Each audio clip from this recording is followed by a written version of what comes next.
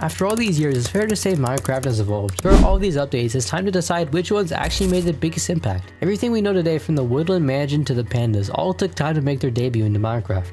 Well, let's get into it. From those pillagers to illagers we know today, who I'd rather not know them, but starting off, they introduced a significant changes to villages, making them more diverse, realistic, and engaging. Villagers now had different style based on their biome, along with new structures such as how they had walls, and apparently job sites for our good old villagers. The update also introduced new villager professions, each with its own unique workstation and trades. This added depth to the game's economy and encouraged players to engage more with villagers in trading. And let me tell you, I did not engage in this.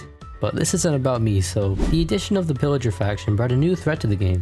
Villagers would raid villages, adding an element of danger and excitement. Defending against raids became a new gameplay challenge. The update also introduced a plethora of new blocks and items, including new building materials like scaffolding, bamboo, and campfires. Various gameplay improvements were made, such as changes to the way villagers interacted with their environment, improvements to the way villagers reproduced, and the addition of the bell to signal raids. Probably one of the best in my opinion is the 1.16 update. The Nether, which previously served primarily as a fast travel dimension, received a major overhaul. It introduced new biomes such as the Crimson Forest, Dwarf Forest, Soul Sand Valleys, and Basalt Deltas, each with their own unique terrain, blocks, and atmosphere. This made the Nether overall more exciting to travel in. Still hate the pigmen though, I'm not gonna lie. Some new friends got invited to the party as well, including the Piglin, Hoglin, Strider, and Zoglin. These creatures added new dynamics to the gameplay, such as Piglin sparring with players. They never quite gave me that ender pearl, and Hoglin serving as a threat in certain areas. A new material stronger than diamond? Like, come on now. It allowed players to upgrade their equipment to be more powerful and durable.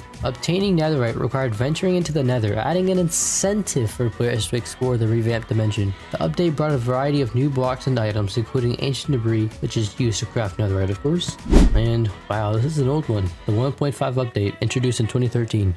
This update brought various enchantments to redstone mechanics, including new redstone components such as comparators and daylight sensors. I may have said that wrong, but who cares? These additions expanded the possibilities for redstone contraptions, allowing players to create more intricate and sophisticated automated systems. Hoppers were introduced in the 1.5 update, providing a versatile way to automate item transportation and sorting in Minecraft. So these hoppers could basically transfer items between containers, but like, we don't care about that stuff, like I said.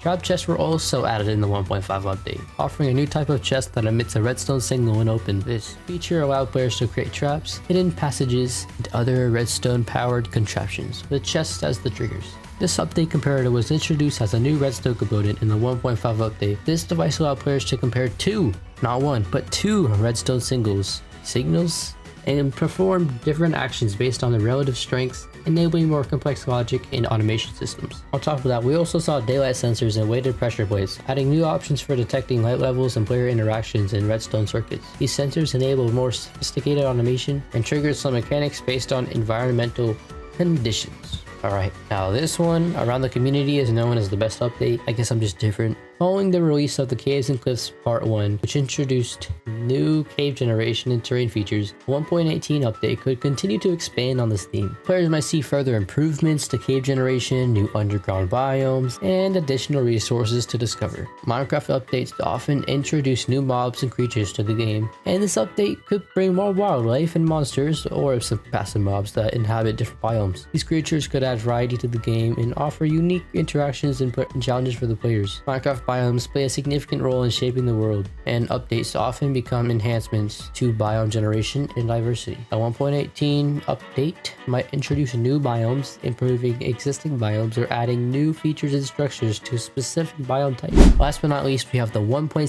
update. We don't realize it now, but this was a real deal back then. The 1.7 update introduced a plethora of new biomes, expanding the variety of environments players could explore. Biomes such as the Mega Taiga, Roofed Forest, Savanna, and Ice Plain Spikes, I guess that's a thing, were added.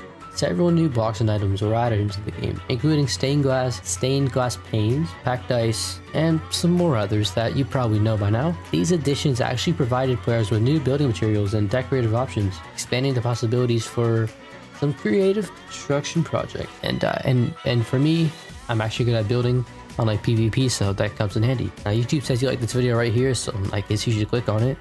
And bye, I'll see you next time.